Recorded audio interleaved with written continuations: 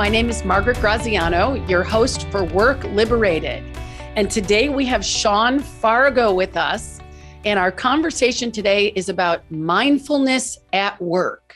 As a reminder, Work Liberated is a podcast for people that are interested in having a new relationship with work, how they work, why they work, when they work, and how they work with others. So welcome, Sean.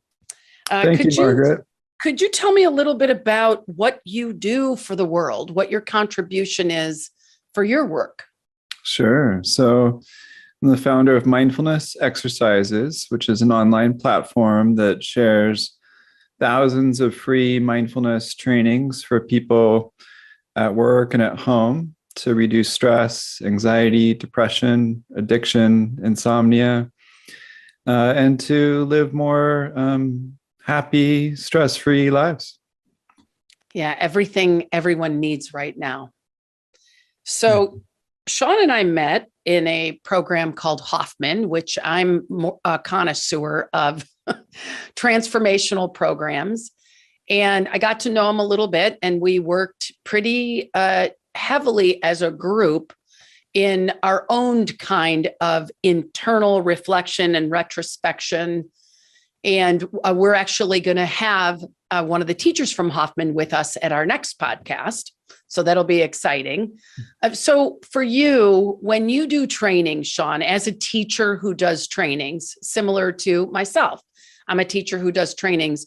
What is your attitude about growing, learning, and you yourself being a student? Yeah, I think for me as a student and also as a teacher, the things that I try to emphasize are a combination of courage and sincerity. So courage to open up to what may be unpleasant, what's uncertain. We all have different fears of judgment, of what we might encounter that's unpleasant. And so it takes a lot of courage to bring mindfulness to our emotions and to others, because we don't often know what we're, going to get. So courage is a big factor. And then also sincerity that, with mindfulness, there's a level of sincerity that we need to be able to really open and allow the experience to unfold. It's not about fixing anything. It's not about achieving anything. It's not about getting to the outcome as quickly as possible. It's about really opening to what's here.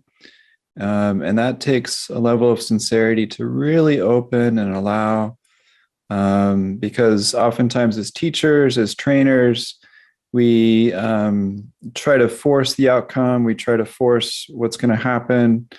We try to make certain experiences unfold, try to force it. And with mindfulness, we kind of need this opening, allowing, this beginner's mind of looking at things with fresh eyes and tending to what's actually here.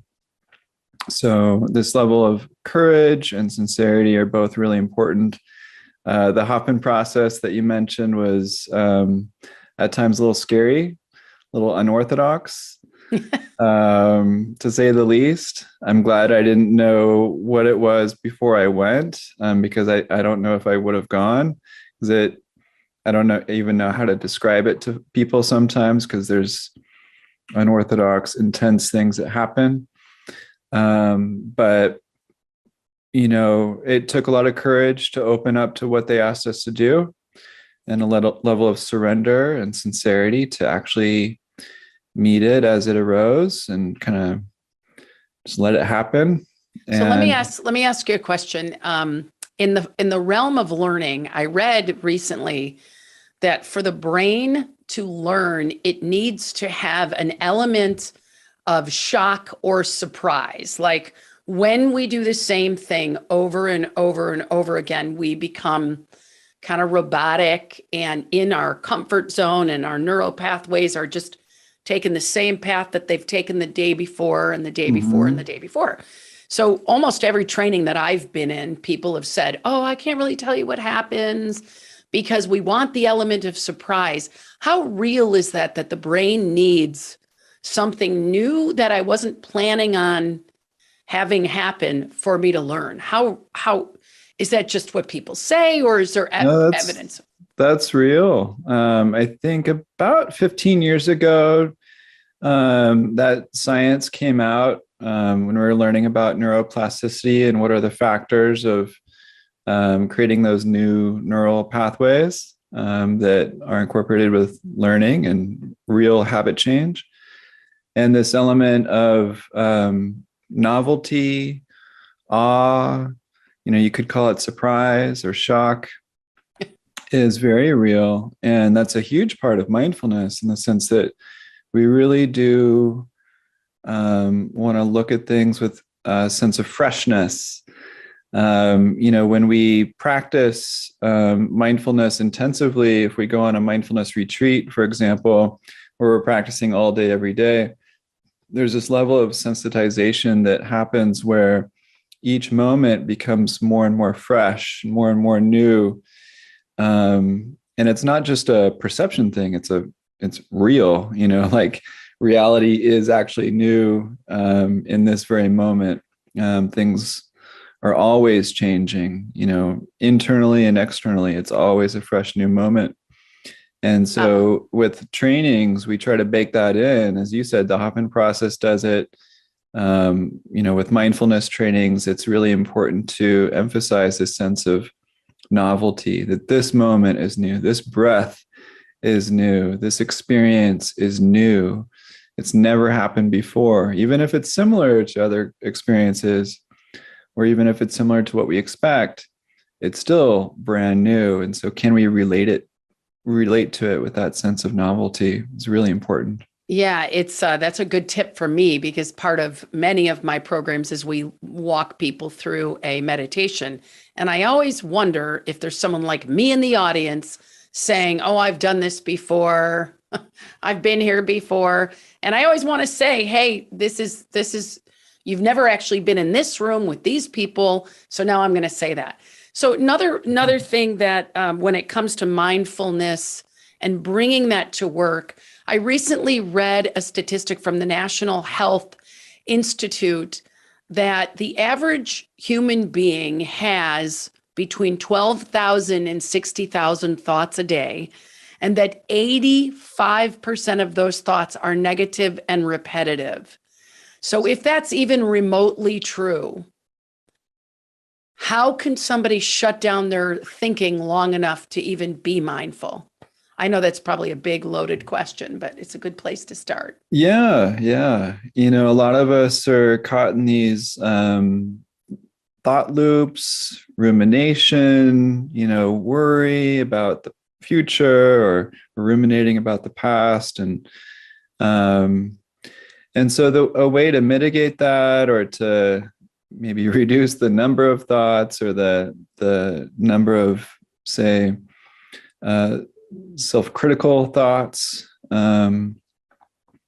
would be to build in these little moments throughout the day, these pockets of pauses, where we just kind of check in with our bodies for a moment. This could be 10 seconds, it could be 10 minutes, or anywhere in between, but where we just kind of pause what we're doing, feel our body on the ground or the seat, just kind of connect with the belly as it rises and falls.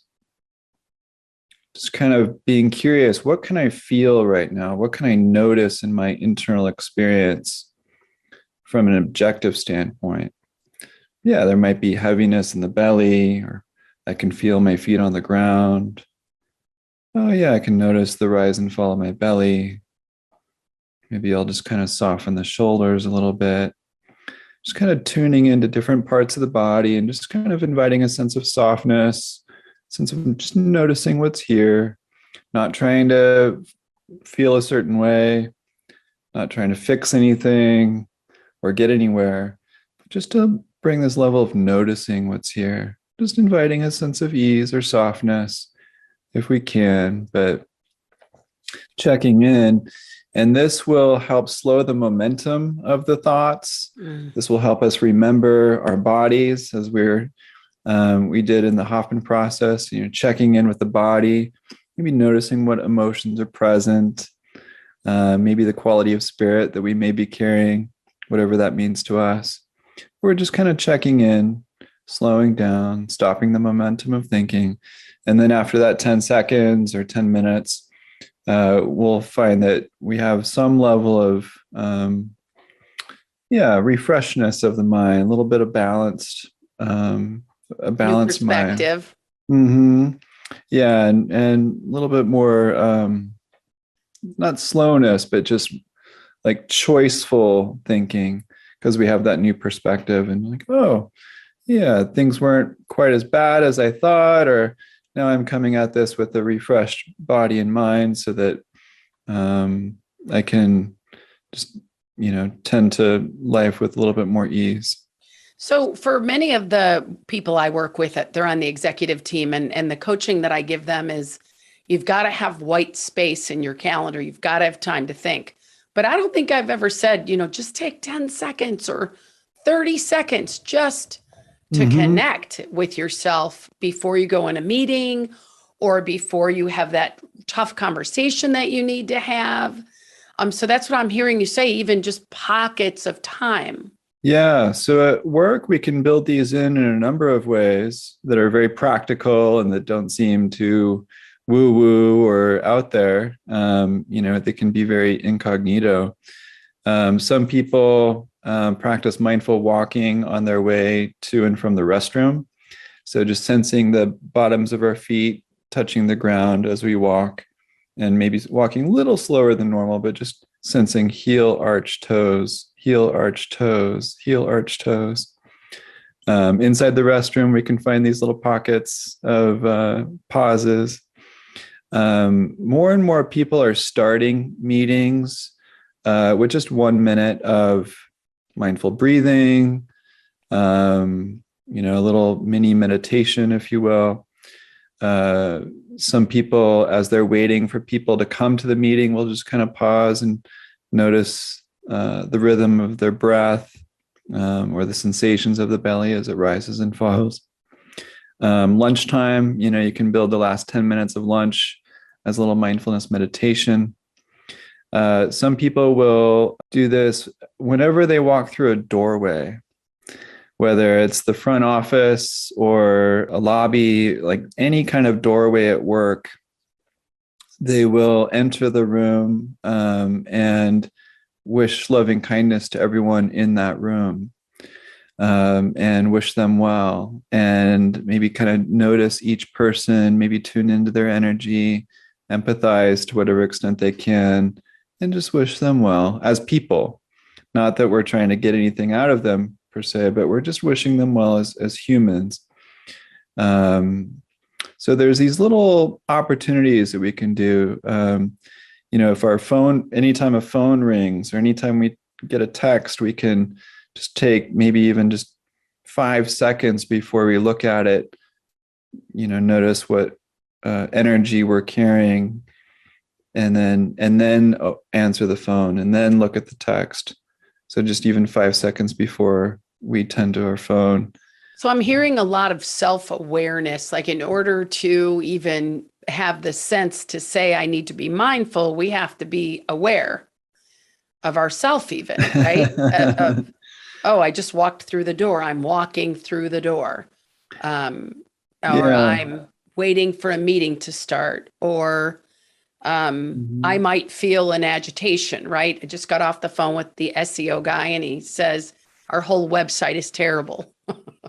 Yeah. I got to ground myself before the next call. Otherwise, I'm going to bring that level of nervous energy, which some people might call drive, but I call it nervous energy, into the next conversation. And so it seems like self-awareness is a big piece of it. What do you? Yeah, it's self-awareness, and it's really just remembering to check in, remembering to take these pauses, and the more we practice this, the stronger we build this muscle of remembering. And so a lot of teachers and mindfulness experts will talk about just remembering more and more often, checking in with the sensations of the body and the emotions. But the more we practice, the more it becomes second nature, the more we just automatically start remembering these things whenever certain level of intensity arises. When we get that nervous energy, it might clue us in like, oh, I haven't paused for a while. Let me just take a moment to remember to check in. And or then even through that process, move my body, even step up and, move my body, get out of the chair. absolutely. Yeah. Drink some water, take a break, step outside. So let me ask you, on the heels, I mean, I think we've had 3 weeks now of extreme violence in our country, specifically like, with people with guns and kids and public places. And not just that, we had the Great Resignation where people were quitting their jobs in high volume. And now we're having something called the Great Termination, which is mass amount of layoffs. And so we've got, crime, politics, job security, stock market. When we talk about mental health, emotional health, mental health, what role does mindfulness play in a regular everyday person, no diagnoses, mental health? Yeah, it's highly important, and it's my favorite form of healing because it is very healing. Yeah, a lot of people are struggling with addiction, depression, anxiety, insomnia, and it's sad. It's extremely sad about what's happening in the world, and of course, we're going to have grief around it, anger, lot of anxiety. These emotions are very natural. If we didn't feel these things, I'd be worried. Unfortunately, a lot of us are feeling it a little too much right now. And so with mindfulness, it's really important to remember that it's okay to feel what we feel. And it's also important to feel what we feel. And this is the role of mindfulness, is to allow these feelings to come up without judgment. So we're not judging these feelings to be good or bad, right or wrong. We're just allowing ourselves to be with them in their raw forms, allowing these energies to process and to move through us, allowing the anger to be expressed in healthy ways, allowing ourselves to feel some anxiety. Like, what is this telling us? Allowing ourselves to grieve. And most of us have a lot to grieve. And so mindfulness allows us to feel these things without suppressing them, without fighting them, without judging them. And the more that we actually open to these feelings, the greater the healing. And so this is an important part of mindfulness, to be able to feel what we feel. Yeah, so it's interesting because as you know, Sean, and as the guests know, this podcast is Work Liberated. And the vision is to forever liberate the human spirit at work, liberate, to be free. And I remember the first time someone introduced me, my coach, Ann Betts, who's also been a guest. She developed her and her partner developed these 7 energy levels of organizational effectiveness, which the lowest ones are hopelessness, fear, and frustration. And then we move above the energy ladder from courage to engagement to innovation to synchronicity. And I remember her saying, when you're in fear, your fear is there to tell you something. Mm-hmm. And what most people do is if they're afraid or they're anxious, they push it down. They want it to go away. Or if they're angry, they've been trained, you can't be angry, you can't be upset. So they suppress it. So what you're talking about is noticing it and then expressing it in a healthy way. So how do I at work express anxiety in a healthy way? And then the next question is, how do I express anger at work in a healthy way? Because we get brought in because people are not expressing these things in a healthy way. They are covert operators, or they're sabotaging themselves or others, or they're screaming and yelling, or they're stonewalling. And it's just gotten to be an entangled situation. So how does the average person who wants freedom express anxiety in a healthy way? Yeah, it's a great question. And so in terms of that, like 7 levels, just acknowledging what's here is really important. And there's this level of empathy for ourselves, like what's going on? There's this level of self-compassion that naturally takes place. Like, oh man, there is a lot of fear here. What is this fear like in the body? Can I open to the fear? So we're bringing mindfulness to the core fears. We're opening to the fears, allowing the fears to intensify even within our window of tolerance. The more that we're able to open to our fears without judgment, and this is a key part, without judging the fears to be good or bad, right or wrong. And some of us will judge them to be wrong, and some of us will judge it to be right. So we're softening the judgments of the fear itself, opening to the fear with some level of allowance, care, openness, tenderness. And that mindfulness and that self-compassion will help diffuse the reactivity around the fear, which is responsible for those unhealthy ways of expression of anxiety and anger. Yeah. Yeah. So the more that we're able to help diffuse the reactivity around it, because we're kind of tending to it with some level of soft, tender care, gentle awareness, we're then able to access ways of expressing them with some vulnerability, which takes courage. So, for example, I might say, I'm feeling very anxious because you're telling me I just spent $10,000 on a website that doesn't work. I need to take a break. That's what I said to the guy. I said, I think I can't talk anymore. I need to go process this, because he wanted to give me more and more information. But I knew that had I taken any more information, I would go from anxious to angry at the other people who built the site. Right. So I was sort of proud of myself that I said, I can't take in anymore. Right now, I need a break. Yeah, absolutely. But what if that was my boss, and my boss was telling me that I wasn't performing? And then I said, I can't take anything else. Yeah. I need a break. Yeah. It's good to set boundaries for yourself and to, to notice, I might say something I might regret. Let's just both take a break right now for me to process this and then return to this when I have more bandwidth. That's a very healthy way of relating to it. There's wonderful mindful communication trainings by Oren J. Sofer that I highly recommend. A book called Say What You Mean. And then there's a book called Difficult Conversations by the guys at Harvard who wrote about how to bring mindful communication to work. Great. But yeah, it's tricky.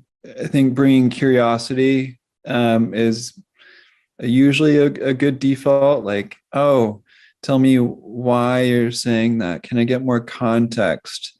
What can we do about this? Or what's the goal here? So leading with questions is usually a good thing. But in terms of sharing your own emotions and expressing them, I'm a big fan of journaling things out first. Practicing talking about it beforehand, but also not saying anything around blame or harsh critique about them as people per se in the work environment. Try to state things as objectively as possible. State what we're feeling, and why we're feeling them, and then try to get some context from them as to whether or not, like, am I perceiving this accurately? Like, am I hearing this correctly? Is there more information that I should be knowing? Or That's great. So let me ask you this about anger. So somebody is very angry. They're coming at you in let's just say in an angry way. And I don't want it to match anger with anger. Although in coaching school, they will teach us the range, because there are some times if somebody's really hot-headed, what they need is for you to meet them where they are. But in an everyday diffusion, I know that that's not the way to do it. So someone's just super abrasive, aggressive, pissed off. What's a way, if I don't want to get hooked by that poison, how do I respect that person and say, no, we're not doing it. Like, I'm not doing this now. Yeah, I mean, if it depends on if this is a chronic situation, whether it's in a group setting, what the roles are. So there's different nuance here, but in general, I will try to meet them with compassion. And what that means is empathizing with where they're coming from, really like listening, maybe asking a few questions, and wanting to acknowledge and meet them just where they're at. Oh, yeah, I see there's some anger here. Yeah, that's exactly what I was thinking of when you said it. You sound really angry. Yeah. Yeah, it sounds like there's some intense anger right now. And I'd like to, learn more about where you're coming from and really get your point of view here. So that I can meet them with some level of care, some level of curiosity, because oftentimes that's what people want. Yeah. Is to be understood, to be acknowledged. Maybe even while they're angry and expressing their anger, maybe they already know that it's inappropriate, that they're, off the handle, and, they wish they weren't feeling that way. But if we can just meet them with that level of acknowledgement, ask a few more questions. I'm a big fan of asking people, well, what do you need right now? What would you like from me? Because oftentimes it may be different from what we assume. Or sometimes they don't even know what they want from you. They just need to express something. And by being asked, what do I want? Like, well, let me think about that. Let me engage my prefrontal cortex and, slow down enough to be able to think through, like, what is it that could be most useful for me right now? Yeah, and then go from there. That's great, because I think the biggest issue people have at work is getting along with other people. That's what, I mean, if the company's paying them and if they have a decent job, the next big conflict is these inter-work relationships and the dynamics. It's like we all bring our familia self to work, and then the family that I was raised in is different than the family that you're raised in. And so we're like, wait a second, we're not on the same page. Yeah. So how does a one person, actually, I want to back up a minute. When you said journaling, I thought of Byron Katie. What's actually happening in this moment? Is it true? Is it true? And then what's the third Yeah, you piece kind of to it? flip it around. Like, what's the opposite of my assumption or my, yeah. So you do a little flipping. But yeah, journaling can be really helpful to express yourself in a way that's nonviolent. Yeah. And so that's when you talked about the communications training. I thought you were going to say nonviolent communication. Yeah. So Oren Sofer is a lead NVC teacher, nonviolent communication teacher, but he combines nonviolent communication with somatic experiencing and mindfulness. And he weaves them all together into his trainings around his book, Say What You Mean. And he leads these trainings at Apple and Google and, a lot of the top corporations for this purpose of interpersonal harmony. And so that type of training is a huge part of Google's Mindfulness at Work program, Search Inside Yourself. But also the other key component for interpersonal dynamics is around empathy and compassion.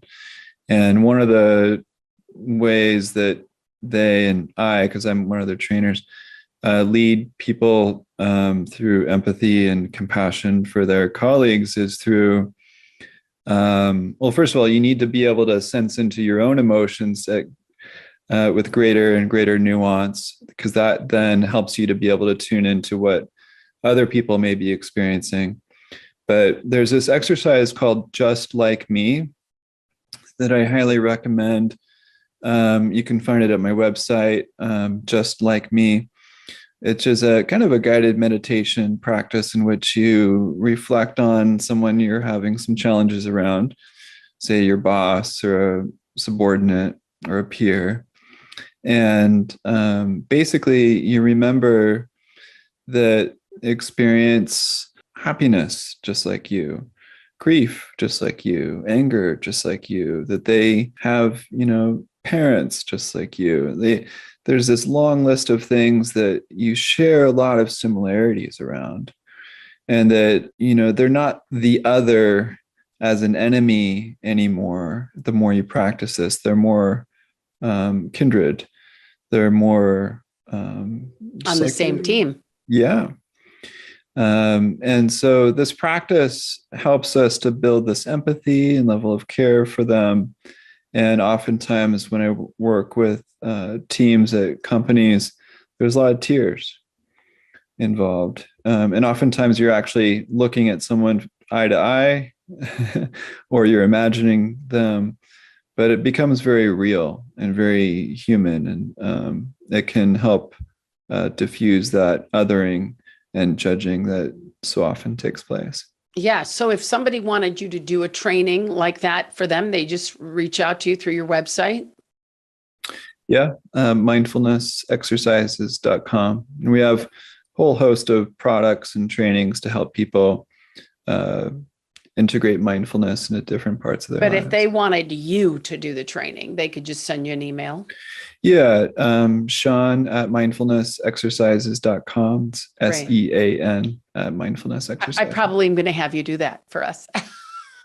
Sure. We do a lot of trainings, but having trainings is also pretty cool. So what you and I had talked about on our call before this is that what is mindfulness? Like, is it meditation? Is it self-awareness? What is mindfulness? Yeah. So it's really this energy of being awake and aware to the present moment. It's this sustained, sort of non-judgmental moment to moment awareness of whatever's happening. And so we're not trying to make certain things happen or fix anything. We're just noticing what's here, either in our bodies, our emotions, our thoughts, and just kind of hanging out with it for a little bit, noticing how the experience is changing over time. It can include sights and sounds and smells and tastes and, sensations as we walk, as we eat, as we breathe. We're just noticing what's here. We're being present to the moment. So it's not about thought control. It's not about believing anything. It's not religious or dogmatic. It's something we all already do anyway to different degrees. And so what I offer and what a lot of mindfulness teachers offer are just ways of increasing our mindfulness and integrating it into more parts of our life. And this can be within meditation. It can be just in our daily life as we're doing the dishes, working, playing baseball, golf. So we can integrate this sustained moment-to-moment awareness as we do anything. But meditation can be a wonderful sort of training grounds to cultivate it even more. So we also talked about what mindfulness isn't. So what are some of the misnomers around mindfulness? Yeah, it's Sometimes when I say I'm a mindfulness teacher, some people say, oh, well, I'm, Christian or Muslim, I don't like any of that Buddhist stuff. And so it's not Buddhist and it's not Christian. It's not belief based. It's just something that any of us can do anytime, just noticing what's in our own experience. And it can actually lead us to, really walk the walk of whatever our faith is, whether we're Christian or Buddhist or atheist. It's not about thought control. It's not about stopping our thoughts, just about noticing what's here. It's not woo-woo. It's very evidence-based. A lot of neuroscientists have shown the efficacy and the validity of this practice and it helping our nervous system and our ability to be peak performers, our ability to connect with others in meaningful ways. Yeah. So, and it's also something anyone can do. It's not just meant for people who were born, kind of relaxed or, born from parents who were hermits in the mountains. Like this can be for anybody. If you're type A or type B, if you're driven or not. So let's talk about type A's because you said sports and athlete. Mm-hmm. And I have also been doing some reading. I'm reading a book called Peak. And you would think that it's got all sorts of stuff about working hard, but it starts the whole thing off with state of mind. And then, of course, I saw the two sisters, Serena and Venus, mm-hmm. and the kind of things that the father said to them, and then further reading the kind of focus that they had on the game, each of them individually, and then other athletes and even the warriors. You hear stories about that there is not necessarily mindfulness, but there's something going on with these athletes about being really present and aware. And I would say that all of it for me, when I hear you talk or when I participate, it's about giving myself access to this deep level of grounding in reality versus whatever story I'm making up about whatever's going on. So the average person who wants more freedom at work or even more power in performing, why does it work? Why does mindfulness work? Yeah, a lot of us are trying to fill our heads with so many concepts and kind of overthink our way through things, trying to control all of the stimuli. And, a lot of us know that can lead to burnout and frustration and resistance and working too hard on something. Whereas if we kind of allow ourselves to go with the flow of what's actually happening, we're able to respond to real life stimuli so much quicker because we're a little bit looser. We're flowing with the situation. There's some level of surrender. I would call it more like allowing ourselves to meet each moment as it's happening by continually opening to what's actually happening. It's not about us trying to fit all these, pegs into these holes. It's about just like relying on our intuition, our own innate wisdom. Like it's about trusting the moment and trusting ourselves that we can meet this moment with presence and that we'll be able to know what to do when those moments arise. Yeah. And so there's a level of trust, surrender, allowance. That takes courage because it's like, well, what if I can't? Well, let's try. Yeah. Well, that's where we started. We started with courage. Yeah. So we're wrapping up. What advice would we were going to do a mini mindfulness practice. Do we have time for that? Do we not? Can we do something in 2 to 5 minutes? Yeah, we can. Yeah. Anywhere from 10 seconds to, 5 minutes is fine. We can do a little mini practice. Let's do a 2 minute. I'm ready. All right. Sounds good. So let's just maybe take a deep breath or two.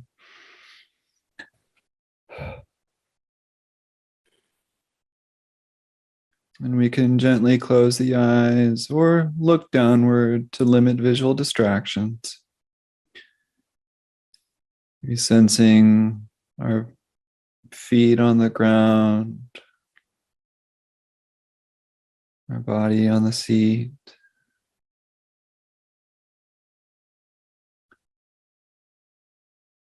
Maybe softening the shoulders.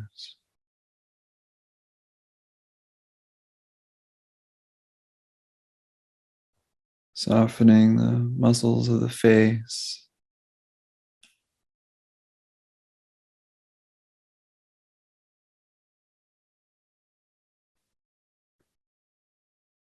Allowing the belly to rise and fall with each breath.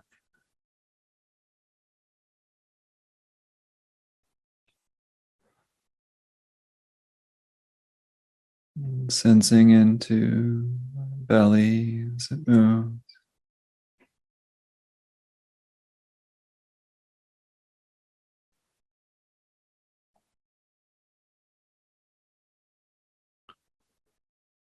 Noticing what we can feel around the heart and the chest.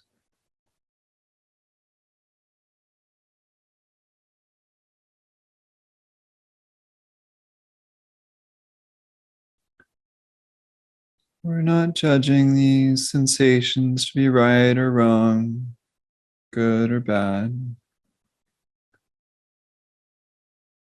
Just noticing how it's feeling.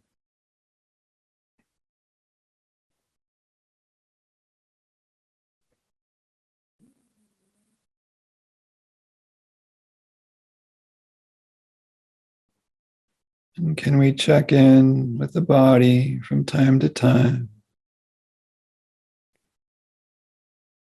Just to notice what we can feel.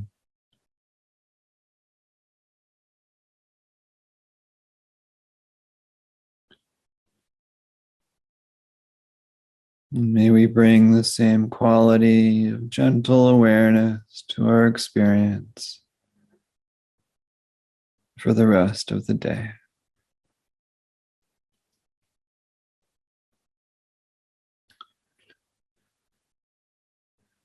Maybe reconnecting with the bottoms of the feet on the ground, or the body on the chair.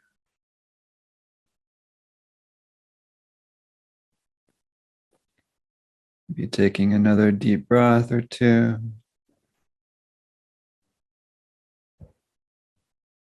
And slowly opening the eyes whenever you're ready.